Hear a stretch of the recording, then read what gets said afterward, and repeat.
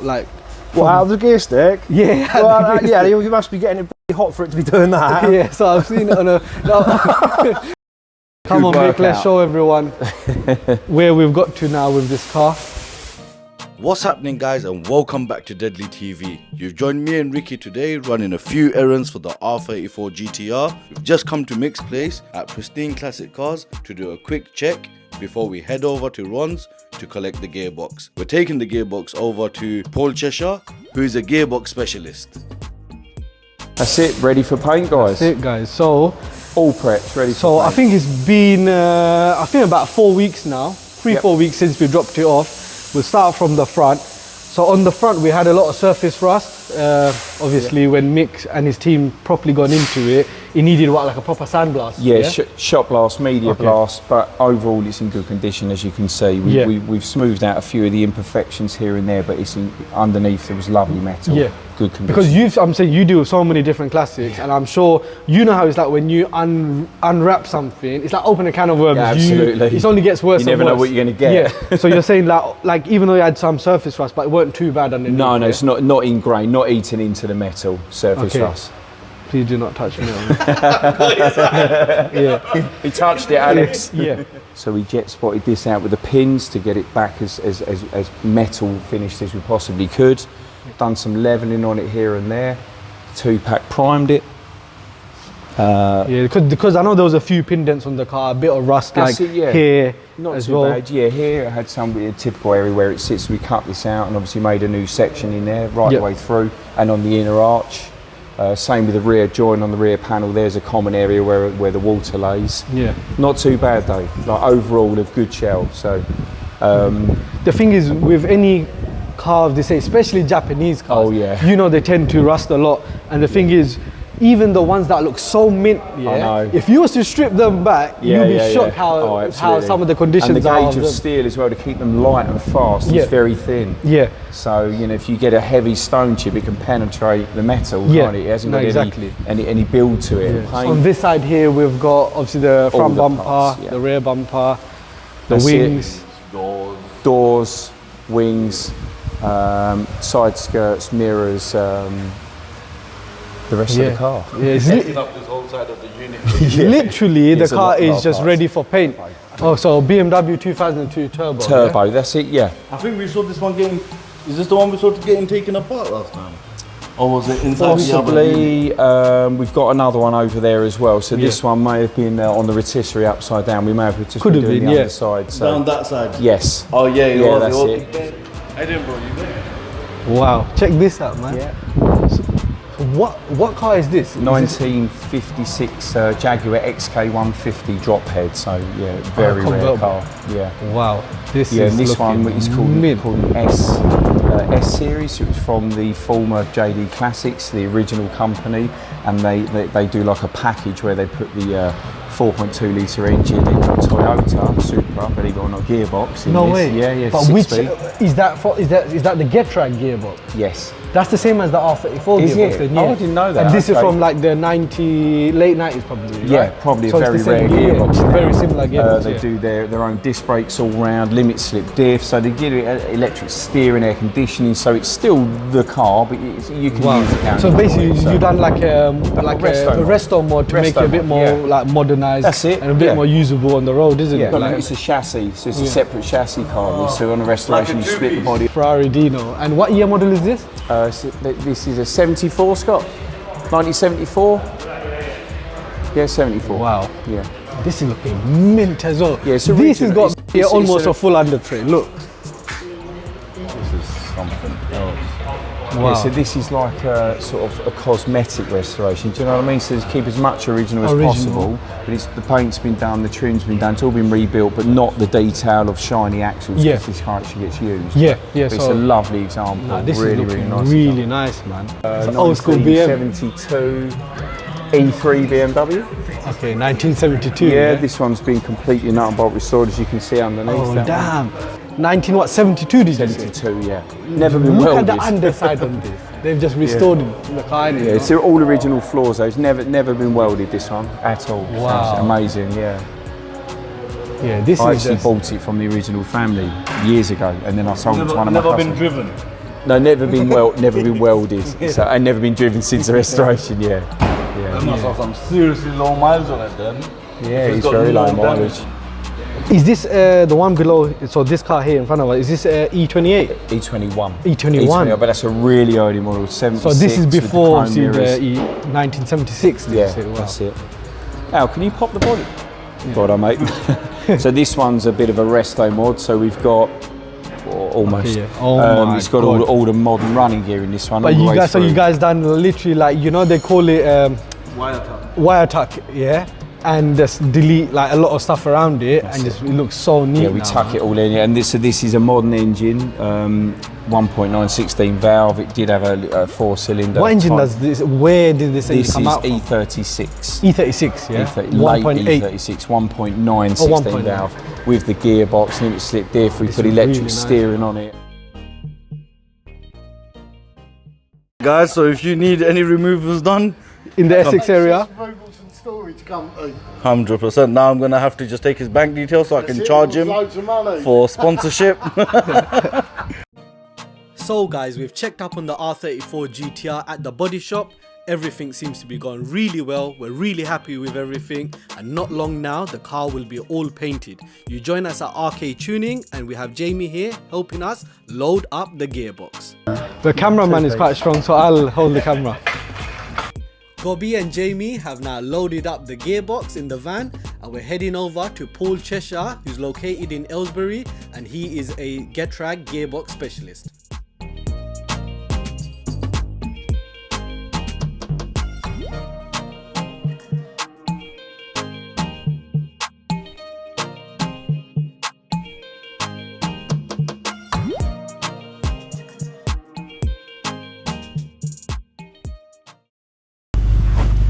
Right guys, before we head off, a quick word from our sponsors, Easy Car Claims. Dealing with a car accident can be really stressful. That's where Easy Car Claims can help. Whether you need quick claim processing, safe vehicle storage or replacement car, Easy Car Claims has everything covered from repairs to personal injury support, and there's no extra fees. They handle both fault and non-fault claims, including for PCO driving. The service is available all over the UK. So if you're ever in an accident, go to easycarclaims.co.uk, follow the simple steps, and let them take care of everything. Your accident is their priority. Right guys, let's get back to the video. Chase, here. Come on, in, good boy. So guys, we've just come to Paul Cheshire, and basically he's a R34 Gtr gearbox expert. There's not many people even in the UK who are dealing with these boxes, are they? So we want to get our one refreshed, and I'm so lucky to be introduced to Paul, and he's the main man for it. So he's going to explain what he's going to do, what the common problems are, and he's going to show us some refreshed gearboxes at the back as well. How you doing, Paul? You up, buddy? Cheers. Nice to meet you, man. Yeah, you too. So this has got a third gear crunch, this one. It's very common. Synchros are made out of 3 parts. Back in the day, a lot of people used to put the wrong oil in them, which wears these out much quicker. So it will most likely have these worn out, which in turn, when it crunches, is these small teeth and these teeth crunching together, and that's the crunching noise which you get. So when it goes, Yeah, that's you can hear that's them your grinding crunch. together, yeah? Yeah, so it takes the gear out and the sleeve out. Okay, so, and is it just third that happens on the 34s? Or they normally have to grind together like that, yeah? Yeah. But is it normally just third, or does it happen on other gears as well? The 34s are quite good, but bearing in mind these are the same box as the Supra. Okay. The 34s, in most cases, it's just due to the wrong oil. Okay. Pretty much, Literally, because it's had the wrong oil at some point. They're very good at transferring the load to the gears without crunching. Okay. Whereas the Supras, because they're rear-wheel drive and you're shifting on the rev limiter when you've got a wheel spin or something, you tend to get a crunch then due to a misshift rather than the synchros wearing. Okay. So you can have a Supra box that can come in which needs second, third and fourth, because it's been crunching not due to synchros but just due to misshifts, whereas the GTRs don't seem to do it because the four-wheel drive just loads it up a bit better, I think. Okay, I understand. So yeah, they're normally pretty good, the 34s, compared to the Supra boxes. They need less. How many boxes have you done in the last couple of years? 'Cause I know parts are getting really hard on these boxes.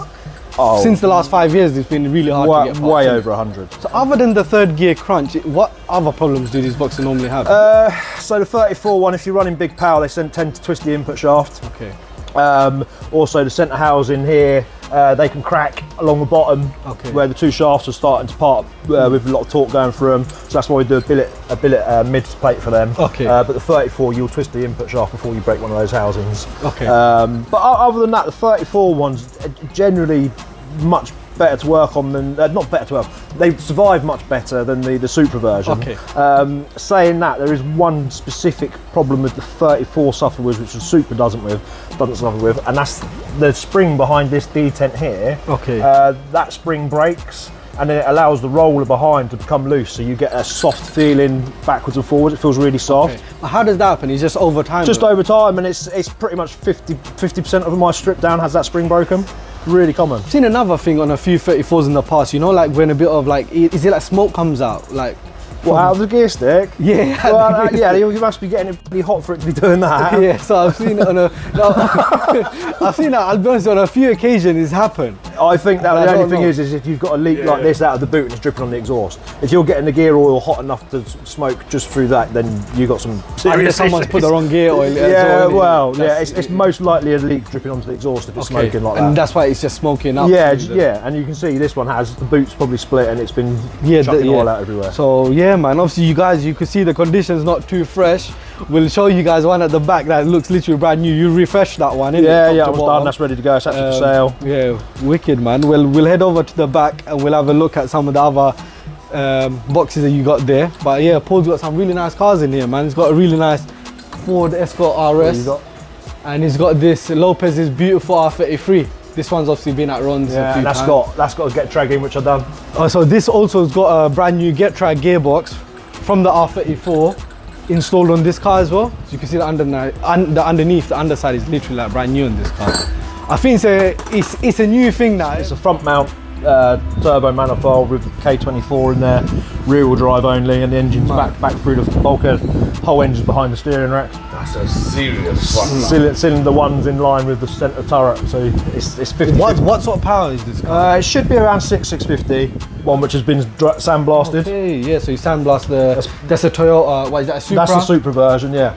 So that's been sandblasted, and then tomorrow morning we'll vapor blast that. And that'll come out shiny like the one in here. That'll come out like that one. This is how it'll come out, literally like brand new, like it rolled out from the factory in 1999, yeah?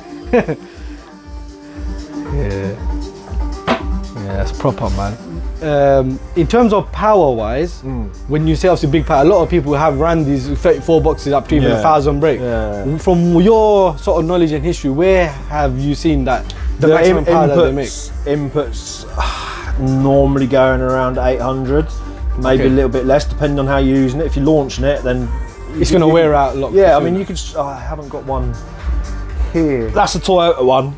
Yep. And that's the Nissan one. The Toyota one looks a lot fatter, man. A lot fatter. Yeah. Can you not swap it out? You can, but then you'll have to run obviously a custom clutch to take that spline. Got you. And this spigot's the wrong size. Okay. So it can be done. It can be done. Nismo years ago used to make one. I don't think they made many. They made one which had the GM spline. There's a few companies now doing different ones. Over the next couple of months, there's going to be quite a few different input shafts available. Our plan is to run about 800 brake. Yeah. Not going to really race it because we've restored the whole car. If it's just for road, you probably should be all right. Yeah. But if you're going to be putting sticky tyres on going up the strip, you'd probably bend it. Yeah, no, I understand. So that's a common thing that does happen. And you're saying around the 800-ish. Depending on, actually, it's more about how you drive it as well. It depends on the use, your tyres, your weight, and everything really. And even just as how hard it even comes on boost. It's just, it really, there's a lot of factors to it. But yeah, normally 800. I haven't seen any twisted under 800. Okay. So. I know some of these guys, once you've done that shaft, and once you've done that billet centre plate, well, I've got Supras out there running like 1600. Serious on the stock gears? Stock gears. Wow, that's crazy. And this is the gears and stuff, same as Supra, yeah. So it literally just needs a shaft and that billet plate, And that's it. and that's it. Yeah. Years ago, people used to take these out and put in the 5-speeds with an upgraded gear set. So like people used to put the OS geek in 1 to 5 kit or 1 to 3 kit. But these are Nice. It's good to know, guys, what these gearboxes can take. And obviously, Paul's got a lot of knowledge and experience with these boxes. Someone who hasn't really worked with these boxes ain't going to be able to tell us this information. So wicked, man. But you know what? I can't wait. You can take jobs internationally as well. You can send Yeah, them from anywhere. 100%, guys. So if you guys have your 34 GTR box or a Supra 6-speed Getrag box that needs refreshing or inspected, Paul's your guy. There's a niche market, but at the same time, you're a specialist in it. And you're doing really good at it, man. I've come all the way, gone from London to Southend, from Southend to you. Now we're gonna go home. It's been a whole day's trip. But you know what, wicked. I can't wait to see how it's done. Obviously, it's gonna be a couple of weeks. There's no rush with it. And we'll take it from there, man. nice one. Wicked, Paul. Thank you very much, mate. That's it. So guys, we hope you enjoyed the update on the R34 GTR. The car's coming along very, very nicely. It's not long until it's done. So make sure you stay tuned and stay ready.